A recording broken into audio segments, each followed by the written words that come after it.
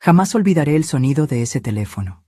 Era un martes, estaba ordenando unas fotos antiguas. En la pantalla del móvil, el nombre de mi hija. Contesté, sonriendo. Pero lo que oí a continuación, mis rodillas cedieron y tuve que sentarme.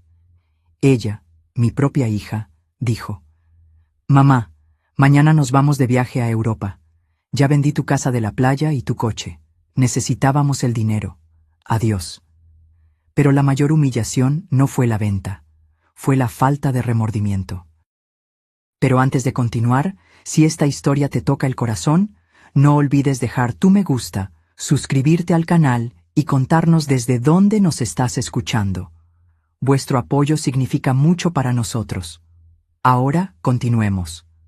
Lo que ella no sabía era que mi difunto marido, Roberto, había previsto exactamente este momento. Me dejó una carta, un plan de venganza que se desarrollaría lentamente, con un giro tan devastador que la vida que ella intentó robarme sería lo único que más desearía recuperar. Y lo peor, o mejor, lo más irónico, es que el plan no era solo para protegerme, era para enseñarle una lección tan profunda que cambiaría nuestras vidas para siempre. Mi nombre es Antonia. Soy viuda desde hace algunos años y siempre fui una mujer de rutina sencilla, pero llena de amor. Mi vida estaba centrada en mi marido, Roberto, y en nuestra única hija, Clara. Clara era la niña de los ojos de Roberto. La amaba incondicionalmente, aunque, con el tiempo, yo notaba un brillo de codicia en sus ojos, algo que él siempre intentaba ignorar, pero que a mí me preocupaba cada vez más. Era un martes cualquiera. Yo estaba en la sala organizando algunas fotografías antiguas. Irónicamente, muchas de ellas de Clara cuando era niña. «Mamá, vendí la casa de la playa y tu coche. No tienes que preocuparte por nada, ya me encargué de todo el papeleo». La voz de ella sonaba distante, práctica, como si me estuviera informando sobre el clima. «Tengo que colgar ahora. Estoy en la consulta esperando a Fernando». Antes de que pudiera responder, el silencio. Solo el sonido irritante de la llamada finalizada. Mis piernas cedieron y caí en el sofá, con las fotografías aún esparcidas en mi regazo. Imágenes de Clara con su primer helado, Clara soplando las velas, Clara en la graduación. La misma Clara que acababa de comunicarme, sin ninguna emoción, que había vendido mis bienes más preciados. No por el valor financiero, sino por los recuerdos que llevaban consigo. La casa de la playa fue donde Roberto, mi difunto marido, me pidió matrimonio. El coche fue el último regalo que me dio antes de irse. «¿Cómo pudo?», susurré al retrato de Roberto en la pared. Sus ojos parecían decirme algo que había olvidado. «El sobre». De repente recordé. Roberto había dejado un sobre sellado con instrucciones específicas. Ábrelo solo en caso de extrema necesidad, cuando sientas que lo has perdido todo. Corrí hasta el dormitorio, mis manos temblando mientras hurgaba en el cajón de la cómoda. El sobre estaba allí, amarillento por el tiempo, con la letra firme de Roberto. «Para Antonia, mi amor eterno». Lo abrí con cuidado, como si estuviera desvelando un tesoro antiguo. Y era exactamente eso. Dentro, documentos de propiedades, extractos bancarios, certificados de acciones y una carta que me dejó sin aliento. «Mi querida Antonia, si estás leyendo esto, es porque algo grave ha sucedido. Siempre supe que Clara heredó de mi familia no solo los ojos verdes, sino también la codicia que tanto me avergonzaba de mis parientes. Por eso, mantuve en secreto gran parte de nuestros bienes. Tú, mi amor, eres una mujer rica, mucho más rica de lo que Clara o cualquiera imagina. Busca a Jonas, él lo sabe todo y te ayudará. Protégete, aunque sea de nuestra propia hija. Con amor eterno, Roberto». Las lágrimas corrían por mi rostro mientras la rabia y el dolor se mezclaban. Roberto lo había previsto todo, conocía a su propia hija mejor que yo. Mientras yo la defendía, él silenciosamente preparaba una red de protección para mí. Al día siguiente, estaba en la oficina de Jonas. Él no pareció sorprendido con mi visita. Antonia, por fin. Roberto me dijo que un día vendrías. Jonas, un señor de cabello gris y mirada comprensiva, me recibió como quien espera a un viejo amigo. ¿Qué ha pasado? Le conté todo, la llamada, la venta, la traición. Cada palabra salía como veneno de mi pecho. Jonas solo escuchaba, asintiendo ocasionalmente. Clara falsificó tu firma, Antonia. La venta no tiene validez legal. Él abrió una carpeta en su mesa. Además, todos estos bienes a tu nombre. Ella no tiene idea de la fortuna que posees. ¿Qué debo hacer, Jonas? ¿Confrontarla? ¿Denunciarla? Jonas sonrió, no con alegría, sino con determinación. ¿Venganza? Tal vez, pero no de la forma que imaginas. Vamos a recuperar tus bienes silenciosamente. Mientras tanto, deja que Clara piense que estás arruinada. Deja que se vaya a Europa con Fernando y gaste el dinero que ella cree haberte robado. Cuando se acabe, y se acabará, ella volverá. ¿Y entonces? Pregunté, imaginando una confrontación dramática. Entonces tendrás la oportunidad de enseñarle una lección que jamás olvidará. No con gritos o acusaciones, sino con algo mucho más poderoso: la realidad. Los meses siguientes fueron un ejercicio de paciencia y estrategia. Jonas revirtió la venta fraudulenta de la casa de la playa y recuperó mi coche, todo sin que Clara lo supiera. Recibía actualizaciones sobre ella a través de conocidos, viajes lujosos por Europa, restaurantes caros, ropa de diseñador, todo financiado con lo que ella creía ser mi último recurso. Yo vivía en silencio, habitando mi dolor, pero también planeando cada movimiento con la precisión de una jugadora de ajedrez. No quería solo castigar a Clara, quería enseñarle, transformarla. La misma niña que yo había criado con tanto amor no podía ser solo un monstruo de codicia. Había algo de Roberto en ella, algo bueno que necesitaba ser rescatado. 6 meses después, recibí la llamada que Jonas había previsto. La voz de Clara ya no era fría ni práctica, estaba entrecortada, rota. «Mamá, ¿puedo volver a casa?» Sollozaba al teléfono. «Fernando me dejó. No tengo dinero. No tengo dónde quedarme. Él se llevó todo y desapareció». Respiré hondo antes de responder, sintiendo el peso de cada palabra. «Tu casa siempre estará aquí, hija». Lo que Clara no sabía es que la casa a la que volvería no era la misma que había dejado. No físicamente, sino emocionalmente. Yo ya no era solo una madre traicionada. Era una mujer con un plan. Y esa sería solo la primera etapa de una lección que cambiaría nuestras vidas para siempre. Clara no sabía que, al regresar a mis brazos abiertos, encontraría no solo un hogar, sino el comienzo de un viaje de redención que yo había orquestado cuidadosamente. Porque mientras ella creía estar volviendo a una madre derrotada y sin recursos, en realidad estaba entrando en un mundo donde cada migaja de consuelo sería parte de mi venganza silenciosa. Y lo más chocante, la antigua caja fuerte de la familia, que Clara jamás supo que existía, guardaba no solo joyas valiosas, sino también secretos sobre Fernando que harían que su mundo se derrumbara de nuevo. Clara llegó una mañana lluviosa, arrastrando una única maleta donde antes había partido con 5.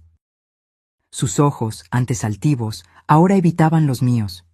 El rostro, antes maquillado con productos caros, mostraba ojeras profundas y una palidez que delataba noches mal dormidas. «Gracias por recibirme, mamá». Su voz era casi un susurro. La abracé, sintiendo su cuerpo delgado temblar contra el mío. Por un momento, toda la rabia planeada se desvaneció, reemplazada por el instinto maternal. Pero entonces recordé la llamada telefónica, la frialdad, la traición. Este no sería un regreso fácil, para ninguna de las dos. «Tu habitación está como la dejaste», dije, manteniendo mi voz neutra. «Debes estar cansada del viaje». El apartamento que Clara encontró era el mismo de siempre, modesto, organizado, sencillo. Ella no sabía que, a pocos kilómetros de allí, yo poseía un condominio entero. No sabía que el coche antiguo en el garaje era solo una elección, no una necesidad. La farsa de la pobreza era mi primera lección.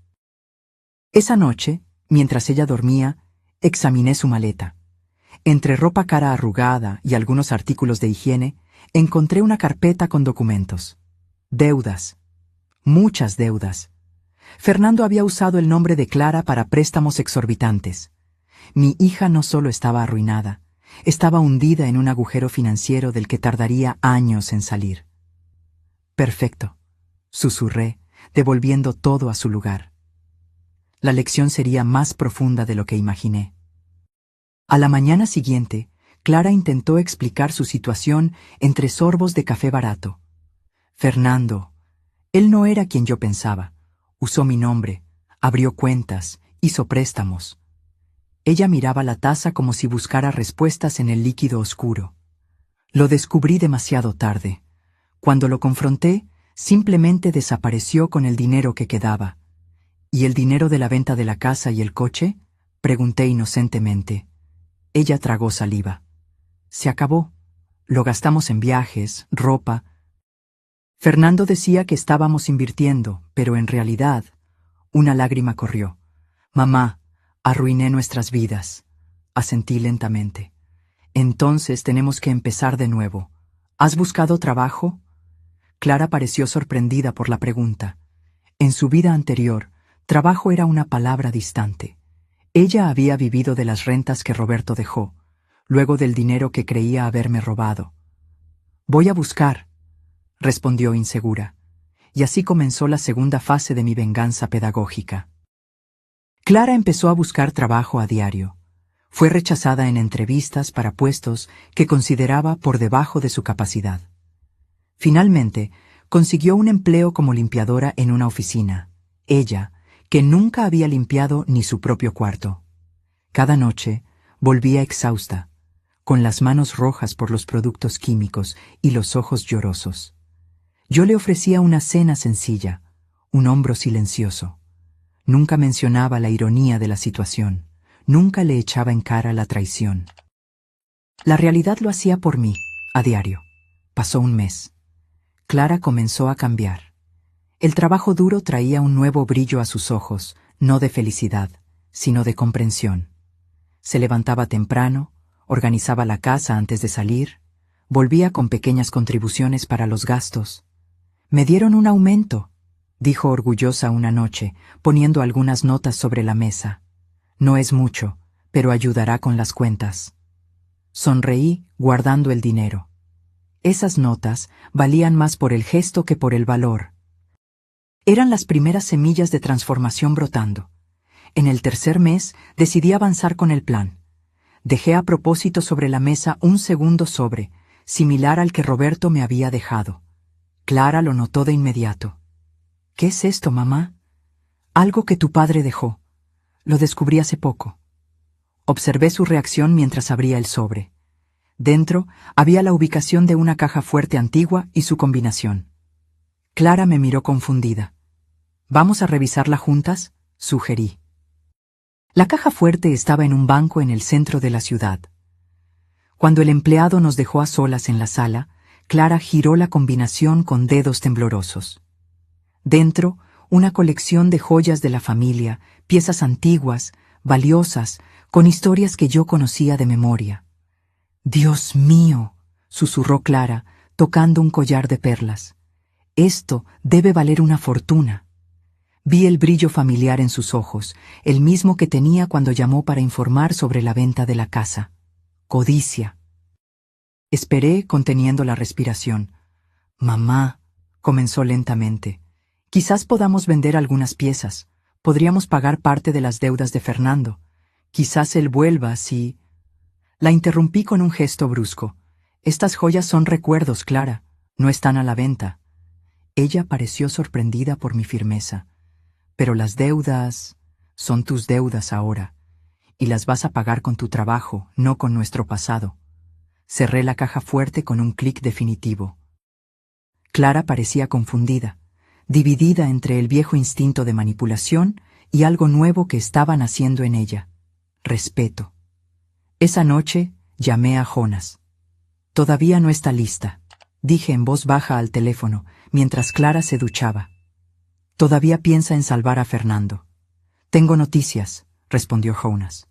Encontramos pruebas concretas de la falsificación. Fernando usó sus firmas en documentos que ella nunca vio. Técnicamente, Clara puede ser absuelta de gran parte de las deudas. No se lo digas todavía, decidí después de un momento de reflexión. Déjala trabajar un poco más. Deja que la lección penetre más profundo. Las semanas siguientes fueron transformadoras. Clara fue ascendida a recepcionista. Comenzó un curso nocturno de administración. Su postura cambió. Ya no era la niña mimada que partió con mis ahorros, ni la mujer derrotada que regresó. Había dignidad en su cansancio, propósito en sus esfuerzos. Un día llegué a casa y la encontré llorando sobre un álbum de fotografías. ¿Qué pasó?, pregunté, sentándome a su lado. Estoy mirando fotos de la casa de la playa, sollozó. Recuerdo a papá enseñándome a nadar, a ti preparando esos picnics en la arena. ¿Cómo pude vender todo esto? ¿Cómo pude traicionarlos así? Era el momento que esperaba. La verdadera culpa, no motivada por el fracaso, sino por el reconocimiento genuino del error. Puse mi mano sobre la de ella. Mañana tenemos una reunión con Jonas, anuncié. Hay algo que necesitas saber. La mirada confundida de Clara se transformó en shock cuando agregué. Sobre la casa de la playa, nunca dejó de ser nuestra. La oficina de Jonas estaba exactamente como la primera vez que la visité después de la traición de Clara. La misma luz suave entraba por las persianas, los mismos libros jurídicos alineados en las estanterías. Pero algo era diferente. Mi hija sentada a mi lado, nerviosa, sin entender por qué estábamos allí. «Buenos días, señoras», saludó Jonas con su sonrisa contenida. «Clara, es bueno por fin conocerte en persona». Clara me lanzó una mirada interrogativa. «¿Se conocen?» «Jonas era el abogado de confianza de tu padre», respondí con calma. «Y ha sido mi consejero durante todos estos años». Jonas abrió una carpeta gruesa sobre la mesa. «Clara, estamos aquí para discutir tu situación legal y financiera». Durante 3 horas, Jonas explicó metódicamente toda la verdad. Cómo la venta de la casa de la playa y del coche había sido revertida por falsificación. Cómo su padre había protegido gran parte de los bienes de la familia a mi nombre. Cómo yo no era la mujer sin recursos que ella imaginaba, sino propietaria de inmuebles, acciones y empresas. Clara palidecía con cada revelación. Sus ojos iban de Jonas a mí, incrédulos. «Todo este tiempo», murmuró finalmente. «Todo este tiempo podrías haber resuelto mis deudas con una llamada telefónica». «Sí», respondí simplemente. «¿Por qué no lo hiciste? ¿Por qué me dejaste trabajar como limpiadora, sufrir con los cobradores, vivir en la ansiedad?» Su voz oscilaba entre el dolor y la indignación. Me levanté y caminé hasta la ventana, observando la ciudad antes de volverme para mirarla. «Porque necesitabas entender el valor de las cosas, Clara. No solo el valor monetario, sino el valor del trabajo, de la honestidad, de la familia. Me traicionaste de la peor manera posible. Vendiste recuerdos como si fueran solo ladrillos y metal. Trataste mi amor como algo desechable». Mi voz no era acusadora, era firme, como la de una profesora explicando una lección difícil. Podría haber gritado, haberte echado, incluso haberte denunciado a la policía. Pero, ¿qué lección habrías aprendido? ¿Que tu madre era una persona más que te rechazaba? No. Volví a sentarme frente a ella. «Yo elegí enseñarte». Clara se cubrió el rostro con las manos, sollozando. «Las deudas». Jonas interrumpió delicadamente. «Tenemos pruebas suficientes de que Fernando falsificó su firma en varios documentos. Podemos anular gran parte de ellas legalmente». Clara levantó el rostro marcado por las lágrimas. «¿Y qué pasa ahora? ¿Volvemos al principio, como si nada hubiera pasado?» «No», respondí firmemente. «Nada será como antes. La cuestión es, ¿qué quieres que sea a partir de ahora? Ella se quedó en silencio por un largo momento, absorbiendo todo. Quiero seguir trabajando, dijo finalmente, para mi sorpresa. Me ascendieron a asistente administrativa. Quiero terminar mi curso. Asentí sintiendo una inesperada ola de orgullo. Y quiero hacer algo con la casa de la playa. Continuó, más firme. Algo significativo. Tal vez transformarla en un refugio temporal para mujeres que sufrieron como yo, pero que no tienen una madre como tú para enseñarles. Jonas sonrió, mirándome con aprobación. Parece que tu estrategia funcionó, Antonia. Salimos de la oficina diferentes de cómo entramos. Clara caminaba a mi lado, no como la hija derrotada que volvió suplicando ayuda, ni como la joven arrogante que me traicionó, sino como una mujer en transformación. ¿Por qué me perdonaste?, preguntó mientras esperábamos el ascensor. Después de todo lo que hice... Perdonar no significa olvidar o fingir que no hubo dolor, respondí. Significa elegir enseñar en lugar de castigar, amar en lugar de rechazar. Tu padre siempre creyó que podías ser mejor que tus impulsos. Yo también. De camino a casa, nos detuvimos frente a uno de los edificios en el centro. Este edificio es tuyo, dije casualmente. Clara miró incrédula el imponente edificio comercial. ¿Mío? Técnicamente, mío, pero estaba en el plan de Roberto que un día fuera tuyo, cuando estés lista. Ella no respondió de inmediato, solo contempló el edificio como si lo viera por primera vez. No estoy lista, dijo finalmente. Todavía no. Sonreí, apretando su mano. Lo sé. Y eso demuestra que estás aprendiendo.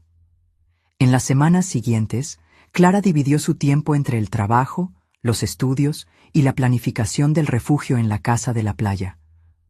Con la ayuda de Jonas, conseguimos anular gran parte de las deudas fraudulentas. Ella insistió en pagar el resto con su propio salario, rechazando mi oferta de liquidarlas. Una tarde, mientras organizábamos la casa de la playa para la reforma, Clara encontró una caja de recuerdos en el antiguo dormitorio de Roberto. ¿Te acuerdas de esto?, preguntó, mostrando una fotografía descolorida. En ella, Roberto sostenía a una Clara de 5 años sobre sus hombros, ambos riendo en la playa. A tu padre le encantaba este lugar, comenté, sentándome a su lado en la cama antigua. Decía que aquí podía ver el futuro más claramente. Clara pasó los dedos por la imagen. ¿Previó que lo decepcionaría? Previó que serías puesta a prueba. Todos lo somos. Y yo fallé. Toqué su rostro girándolo hacia mí. Fallar no es el final, Clara. Es solo un momento en el camino. Lo que importa es lo que haces después. Esa noche, sentadas en el porche frente al mar, Clara me contó más sobre los meses en Europa. Cómo Fernando gradualmente reveló su verdadera naturaleza. Cómo ella, ciega por la ilusión de amor y estatus, ignoró las señales. Cómo él la dejó en un hotel de París, desapareciendo con el dinero y las joyas que ella había llevado. Me lo merecía, concluyó, mirando las olas. Traicioné a quien realmente me amaba por alguien que solo amaba lo que yo podía ofrecer. Quizás. Tomé un sorbo de té. Pero ahora sabes la diferencia. Una semana después, inauguramos el refugio. Era modesto al principio, solo 3 habitaciones preparadas para recibir a mujeres en situación de vulnerabilidad. Clara había contactado a una ONG local que ayudaría en la administración y en las derivaciones.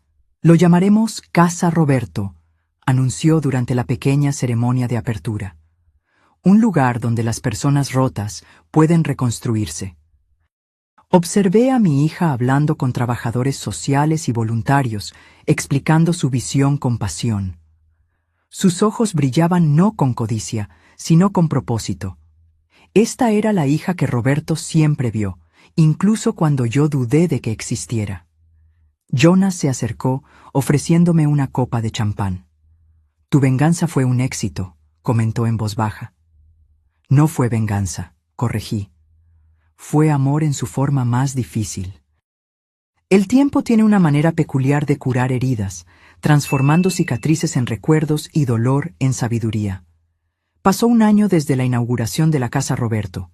Lo que comenzó con 3 habitaciones ahora ocupaba toda la casa de la playa, habiendo ayudado a más de 30 mujeres a rehacer sus vidas. Clara se convirtió en gerente del proyecto, dividiendo su tiempo entre el trabajo corporativo y el refugio. Su curso de administración estaba casi concluido y ya hablaba de expandir el proyecto a otras ciudades.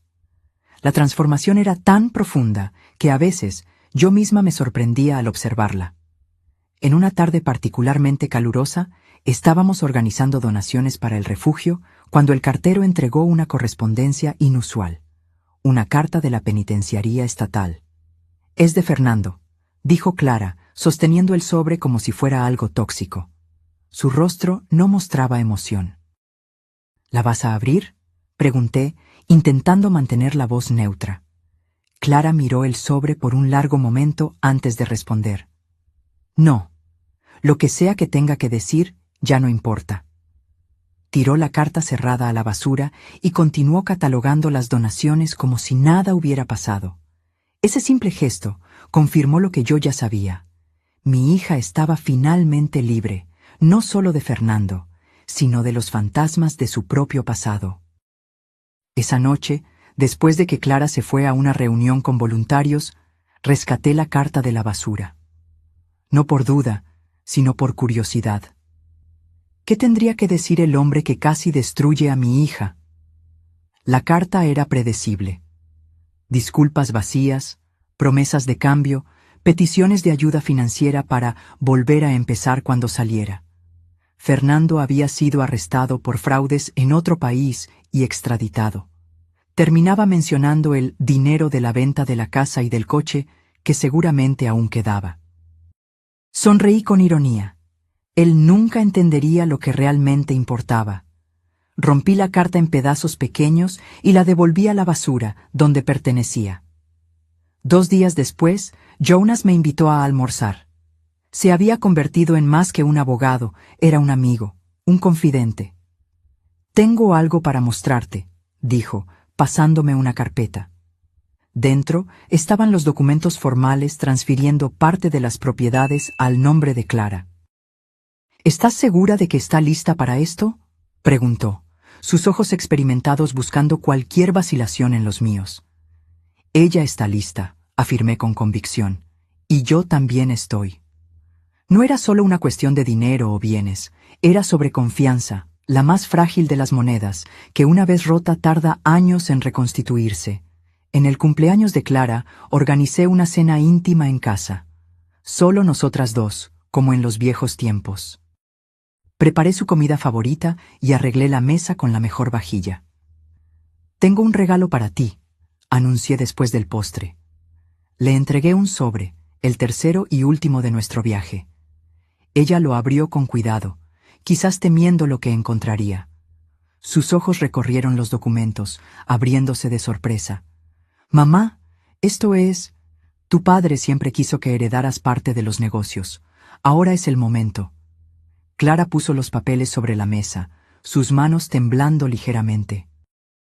«No sé si me merezco esto». «No es cuestión de merecer, Clara. Es cuestión de estar lista para la responsabilidad que conlleva». Ella se levantó y me abrazó, un abrazo diferente a todos los anteriores. No era el abrazo de una hija dependiente o arrepentida, sino de una mujer agradecida por una segunda oportunidad. «Gracias por no rendirte conmigo», susurró. «Las madres nunca se rinden», respondí, acariciando su cabello, «incluso cuando duele, incluso cuando parece imposible». Al día siguiente, fuimos juntas al cementerio a visitar a Roberto. Era algo que no hacíamos desde hacía mucho tiempo, Clara por vergüenza, yo por dolor.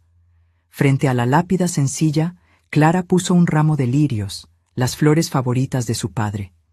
«Él estaría orgulloso de ti», dije, observándola arreglar las flores. «Creo que siempre supo que yo necesitaría caer para aprender a levantarme», respondió Clara, tocando el nombre grabado en la piedra. «Así como sabía que tú serías lo suficientemente fuerte para enseñarme la lección más difícil. Caminamos de vuelta en silencio, cada una perdida en sus propios pensamientos.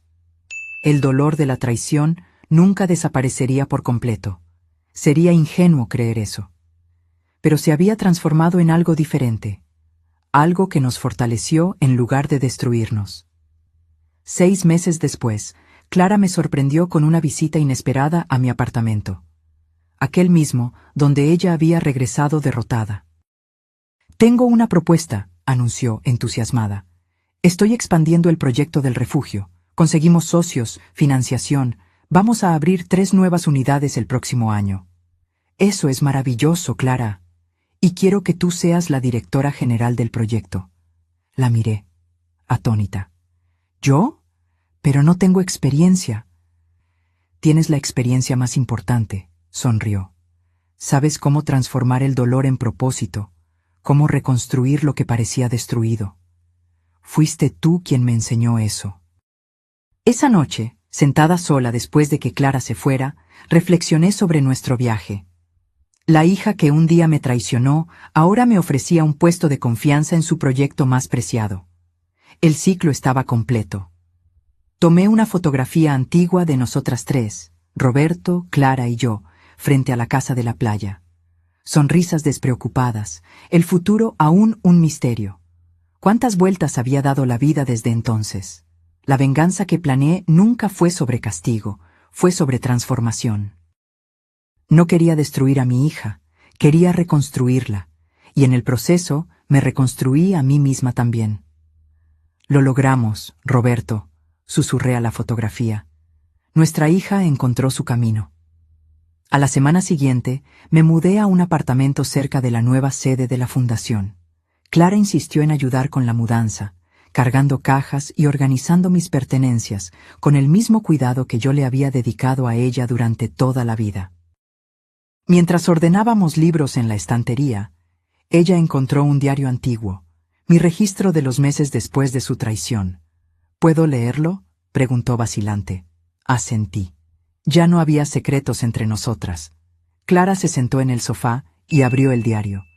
Observé su rostro mientras leía mis palabras más íntimas, el dolor de la traición, la cuidadosa planificación de la lección, los momentos de duda, la persistente esperanza.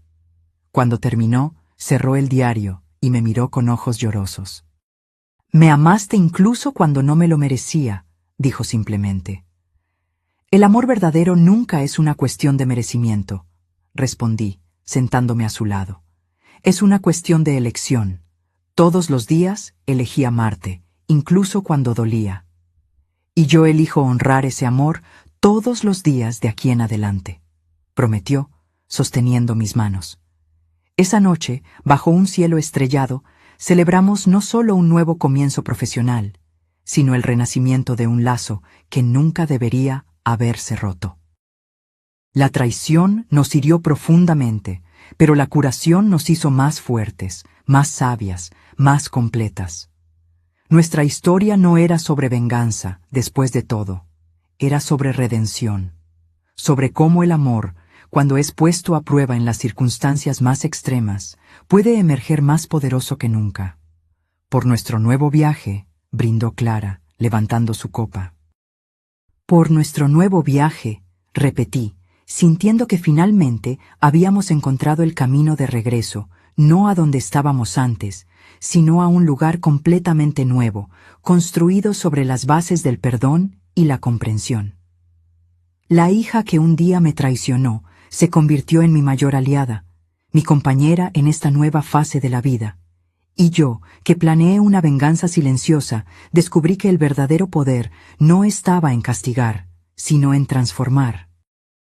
En los años que siguieron, la Fundación Casa Roberto creció más allá de nuestras expectativas.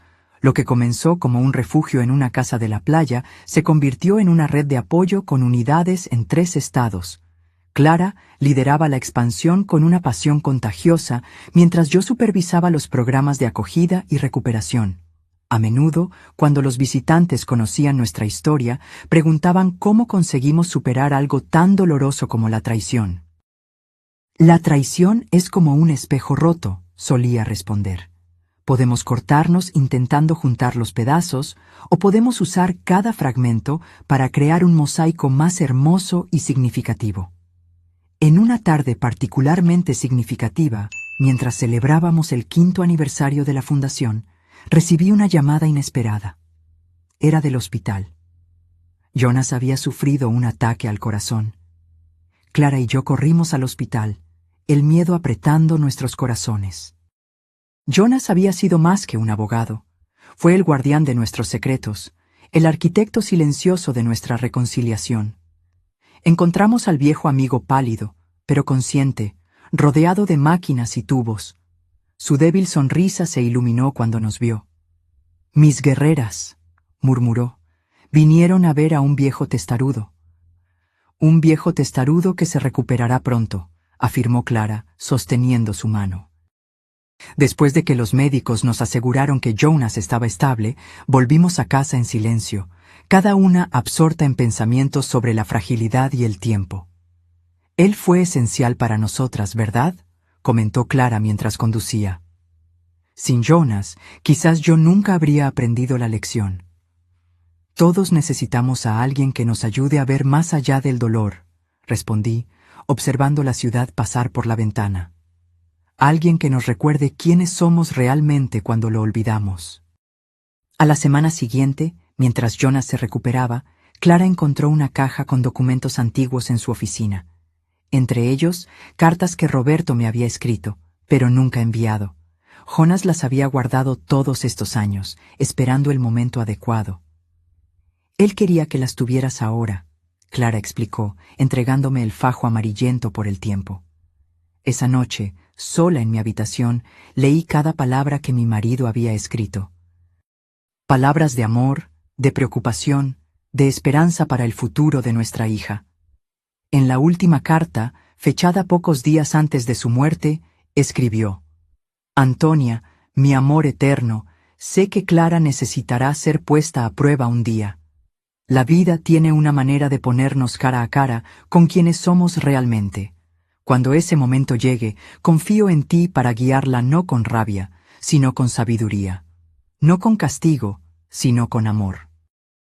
Porque al final, es el amor lo que lo cura todo, incluso las heridas más profundas». Lloré como no lo hacía en años, sintiendo a Roberto presente de una forma que no sentía desde su partida. Él lo había previsto todo, no por desconfianza, sino por conocer el corazón humano, sus debilidades y su capacidad de redención. A la mañana siguiente le mostré las cartas a Clara.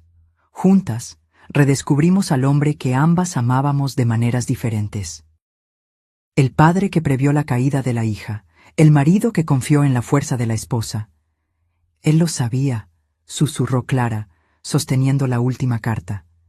«Sabía que yo fallaría. Y sabía que te levantarías», completé. «Así como sabía que yo encontraría la fuerza para mostrarte el camino». Cuando Jonas recibió el alta, organizamos una pequeña celebración en su casa. Durante la cena, él anunció su jubilación. «Es hora de pasar el testigo», dijo, mirando significativamente a Clara. «¿Qué quieres decir?», preguntó ella. «Quiero que asumas mi oficina, Clara. Tienes el conocimiento legal ahora, y lo que es más importante, tienes la sabiduría que viene de la experiencia. Puedes ayudar a otras personas como yo las ayudé a ustedes». Clara se quedó sin palabras, mirándome en busca de confirmación. «¿Estás lista?», afirmé con confianza. Y lo estaba. Al año siguiente, Clara dividió su tiempo entre la fundación y la oficina de abogados, especializándose en casos de mujeres víctimas de fraudes financieros y emocionales. Su historia personal se convirtió en su mayor herramienta. Ella entendía tanto el lado de quien traiciona como el de quien es traicionado. Una tarde, mientras organizábamos una fiesta de graduación para 3 residentes de la casa Roberto, Clara me encontró contemplando el mar desde el porche. «¿En qué piensas?», preguntó, apoyándose en el barandal a mi lado. «En cómo la vida da vueltas», respondí. «Ese día, cuando me llamaste para decir que habías vendido esta casa, pensé que todo había terminado, que había perdido no solo un inmueble, sino también a mi hija. Clara suspiró, mirando el horizonte. Estaba tan perdida, mamá, tan ciega por lo que creía que quería. Y míranos ahora. Sonreí, señalando con un gesto la casa llena de vida, de historias de recuperación. La traición que debería habernos separado terminó creando algo más grande que nosotras mismas. Esa noche, después de que todos se retiraron, me quedé sola en la playa, sintiendo la arena fría bajo mis pies. La luna llena iluminaba el océano, creando un camino plateado sobre las aguas. Tenías razón, Roberto. Le hablé al mar, sabiendo que de alguna manera él me escuchaba. El amor puede ser más fuerte que la traición. Puede transformar incluso las heridas más profundas en algo hermoso. Un viento suave acarició mi rostro, como si fuera su respuesta. 10 años pasaron desde aquella llamada telefónica que cambió nuestras vidas. 10 años de reconstrucción, aprendizaje y crecimiento. La Fundación Casa Roberto ahora era reconocida a nivel nacional. Clara se había casado con un hombre gentil que conoció durante un proyecto social, alguien que la amaba por lo que era, no por lo que poseía. En una ceremonia especial para conmemorar una década de la fundación, Clara me sorprendió con un anuncio. Hoy quiero homenajear a la persona que hizo todo esto posible, no a través de dinero o recursos, sino a través de una lección que salvó mi vida. Mi madre, Antonia, me enseñó que la venganza más poderosa no es destruir a quien nos hirió, sino transformar el dolor en propósito. Mientras subía al escenario para recibir una placa conmemorativa, miré al público. Mujeres recuperadas, voluntarios, partidarios. Todas esas vidas tocadas porque una traición se transformó en una oportunidad de crecimiento. La traición es solo el comienzo de la historia, nunca el final, dije al micrófono. Lo que hacemos después de ella es lo que realmente importa. Más tarde esa noche, Clara y yo caminamos por la playa, como lo hacíamos a menudo ahora. «Sabes, mamá», dijo, mientras observábamos las estrellas, «a veces pienso en lo que habría pasado si hubieras reaccionado de otra manera, si me hubieras denunciado, rechazado, cortado lazos conmigo. Habría sido más fácil», admití. «La rabia siempre parece el camino más simple, pero no el más sabio». Ella sonrió, apretando mi mano. «Gracias por elegir el camino difícil, por elegir enseñarme en lugar de castigarme». «Gracias por estar dispuesta a aprender», respondí. «Muchos no lo están». Esa noche, acostada en mi cama oyendo el sonido de las olas, reflexioné sobre todo nuestro viaje. La traición había sido solo un capítulo de una historia mucho más grande, una historia sobre el perdón, la transformación y el poder inquebrantable del amor verdadero. La hija que un día me traicionó ahora llevaba mi legado con honor y sabiduría. Y yo, que un día planeé una venganza, descubrí que la verdadera victoria no estaba en hacer sufrir a alguien, sino en ayudarlo a convertirse en una mejor persona. Esa, me di cuenta, era la lección final de Roberto para nosotras dos. Que incluso de las cenizas de la peor traición pueden hacer algo hermoso y duradero. Algo que trasciende el dolor y toca otras vidas, creando un legado de curación que se extiende mucho más allá de nosotras. Y mientras el sueño llegaba suavemente, sentí una paz profunda, la paz de quien sabe que eligió el camino correcto, incluso cuando era el más difícil de recorrer. Porque, al final, no es la traición lo que define nuestra historia, es cómo elegimos responder a ella. ¿Y tú? ¿Qué harías en mi lugar? ¿Perdonarías a tu hija? ¿Tendrías la paciencia para enseñarle una lección tan difícil? ¿O la entregarías a la policía? Comparte tu opinión en los comentarios de abajo. Y si te gustó esta historia de superación y venganza silenciosa, dale a me gusta, suscríbete al canal y activa la campanita para no perderte ninguno de nuestros próximos vídeos. Hasta la próxima.